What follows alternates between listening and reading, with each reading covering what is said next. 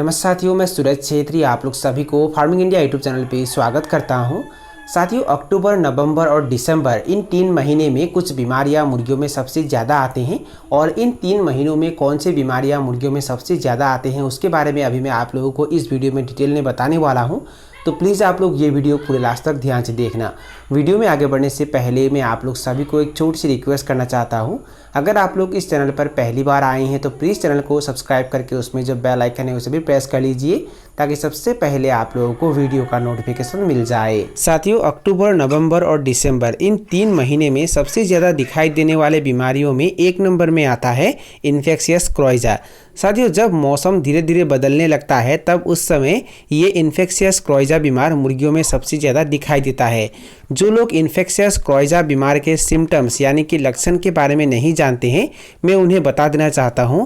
जब मुर्गियों को इन्फेक्शियस क्रोइजा बीमार आक्रमण करता है तब मुर्गियों के आँख से पानी निकलना शुरू हो जाता है, मुर्गियों के नाक से पानी निकलता है और उसके साथ साथ मुर्गियों को सांस लेने में भी दिक्कत होता है और मुर्गियों के आँख बंद हो जाते हैं और मुर्गियों के आँख चिपक जाते हैं। मुर्गियों के आँख बंद हो जाता है या मुर्गियों के आँख चिपक जाता है और मुर्गियाँ सुस्त भी हो जाती है और आँख बंद होने के कारण मुर्गियाँ अच्छे से दाना पानी भी नहीं खा पाती है, जिसके कारण मुर्गियाँ कमज़ोर हो जाती है और वो मर जाती है। तो ये लक्षण अगर आप लोगों को दिखाई देता है तो आप लोगों को पता चल जाना चाहिए कि मुर्गियों को इन्फेक्शियस क्रोइजा बीमार ने आक्रमण किया है। और ये बीमार खासकर बरसात के समय भी मुर्गियों में दिखाई देता है और अक्टूबर, नवंबर और दिसंबर इन 3 महीने में भी सबसे ज़्यादा दिखाई देता है। साथियों, ये इन्फेक्शियस क्रोइजा बीमार जो मुर्गियों में दिखाई देता है उसका सबसे बड़ा कारण ये है कि मौसम का बदलाव। जब मौसम बदलता है तब उस समय भी ये बीमार मुर्गियों में दिखाई देता है। और दूसरा कारण ये है कि लिटर मैनेजमेंट अगर अच्छा नहीं होता है, मुर्गियों को अगर आप लोग गंदे जगह पर रखते हैं, मुर्गियों को आप लोग जहाँ रखते हैं वहाँ अगर ज़्यादा एमोनिया गैस का उत्पन्न हो जाता है, वहाँ अगर गंदगी ज़्यादा हो जाता है तो उस समय भी ये बीमार मुर्गियों में दिखाई देता है। अगर आप लोग इस बीमार से मुर्गियों को बचाना चाहते हैं, मौसम बदलने के कारण जब मुर्गियों को ये बीमार आक्रमण करता है, इस अवस्था में अगर आप लोग मुर्गियों को स्वस्थ रखना चाहते हैं तो मुर्गियों के रोग प्रतिरोध क्षमता बढ़ाना होगा। मुर्गियों को भरपूर मात्रा में दाना पानी खाने के लिए देना होगा ताकि मुर्गियों का रोग प्रतिरोध क्षमता ज़्यादा हो जाए और ये बीमार मुर्गियों को आसानी से आक्रमण ना कर पाए। और दूसरे नंबर पे आप लोगों को लिटर मैनेजमेंट पर ध्यान देना होगा, यानी कि मुर्गियों को आप लोग जहां रखते हैं, जिस घर पर रखते हैं, उसको हमेशा साफ रखना है, गंदे जगह पर मुर्गियों को नहीं रखना है और उस घर में एमोनिया गैस का उत्पन्न होने के लिए नहीं देना है और हफ्ते में 2 या 3 दिन उस घर में बीजाणुनाशक का छिड़काव जरूर करना है। साथियों, अगर ये बीमार बाई चांस मुर्गियों को आक्रमण कर देता है तो इस बीमार से मुर्गियों को किस तरीके से बचाना है वो अभी मैं आप लोगों को बताने वाला हूँ। साथियों, जब मुर्गियों को इन्फेक्शियस क्रोइजा बीमार आक्रमण करता है और जब मुर्गियों का आंख बंद हो जाता है तब आप लोगों को करना क्या है, एक कटन के टुकड़े के मदद से या रुई से मुर्गियों के बंद आँख को धीरे धीरे खोलने की कोशिश करना है और उसे खोलने के बाद आँख के अंदर जो भी कचरा जमा होता है उसे साफ करना है। अच्छे से उस कचरे को बाहर निकाल फेंकना है और उसके बाद जेंटामाइसिन या सिप्लॉक्स इन दोनों में से एक आई ड्रॉप उस आँख में डाल देना है।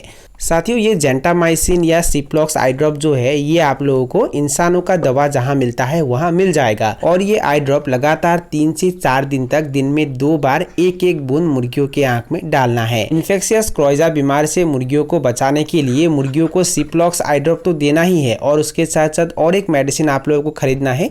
ये मेडिसिन आप लोगों को वेटनरी दुकान से खरीदना है और इस मेडिसिन का नाम है रेस्पिरॉन। और ये मेडिसिन जो है ये दिन में 1 बार शाम के समय में पानी में मिक्स करके मुर्गियों को पीने के लिए देना है। अगर बड़े मुर्गियों को इस बीमार ने आक्रमण किया है तो 100 मुर्गियों के हिसाब से 5 ml ये रेस्पिरॉन मेडिसिन लेना है और उसे पानी में अच्छे से मिक्स करके मुर्गियों को पीने के लिए देना है लगातार 3 से 4 दिन तक।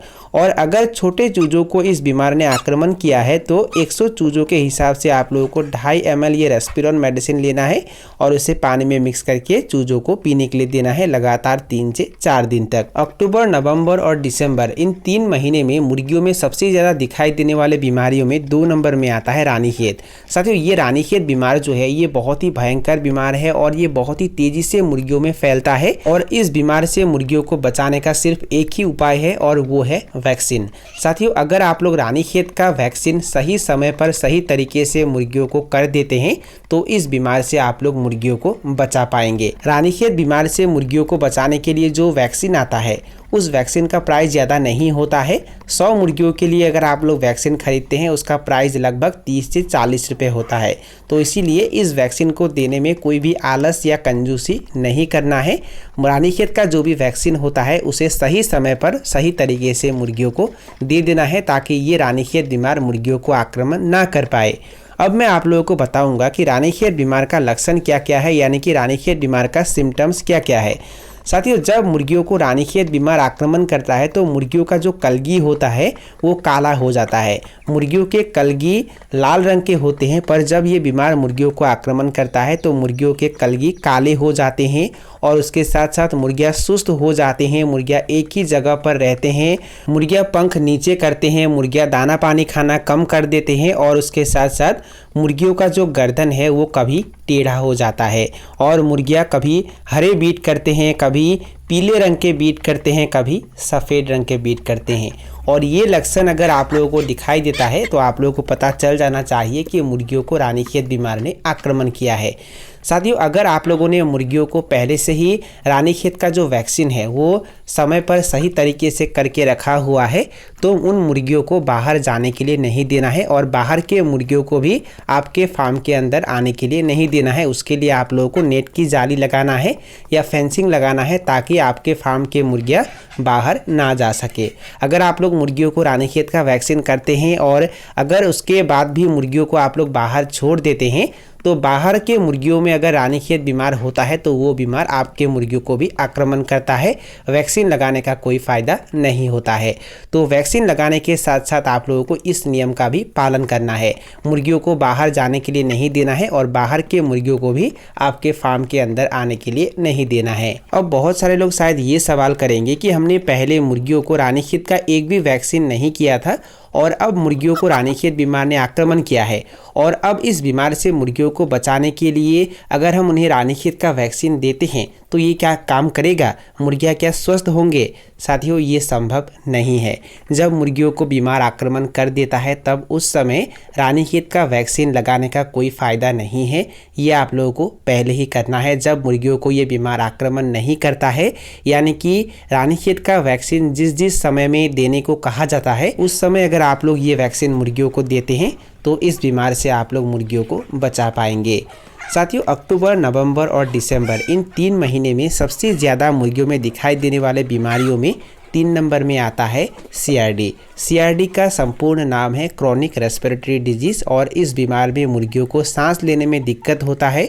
मुर्गियाँ घर घर के आवाज़ करते हैं, मुर्गियाँ मुंह खोलकर सांस अंदर बाहर करते हैं, मुर्गियाँ सुस्त हो जाते हैं, मुर्गियाँ छींकते हैं, मुर्गियों के नाक से पानी निकलता है और अगर ये CRD ज़्यादा हो जाता है तो मुर्गियों के आँख में सूजन भी आ जाता है और मुर्गियाँ दाना पानी खाना कम कर देते हैं, मुर्गियों का वज़न कम होने लगता है और अगर आप लोग इसका इलाज अच्छे से नहीं करते हैं तो ये बीमार के वजह से मुर्गियाँ मर जाते हैं। अगर आप लोग ये चाहते हैं कि ये CRD बीमार मुर्गियों को आक्रमण ना करे तो उसके लिए आप लोगों को पहले से कुछ सावधानियां बरतनी होती है, जैसे कि मुर्गियों को आप लोग जिस घर में रखते हैं उस घर के अंदर एमोनिया गैस का उत्पन्न ना हो, इसके बारे में आप लोगों को ध्यान रखना है। 2 नंबर में मुर्गियों को सही तापमान पर रखना है, यानी कि सही टेम्परेचर पर रखना है।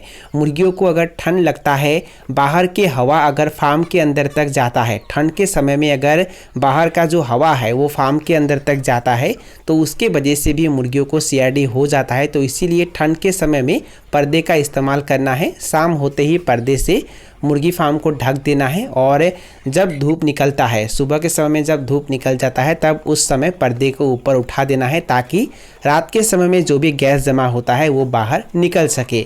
अगर आप लोग दिन भर भी पर्दे से फार्म को ढकेंगे तो फार्म के अंदर एमोनिया गैस का उत्पन्न होगा और मुर्गियों को CRD हो जाएगा। और अगर आप लोग छोटे चूजों को ब्रूडिंग करते हैं तो छोटे चूजों को सही तापमान पर ब्रूडिंग करना है।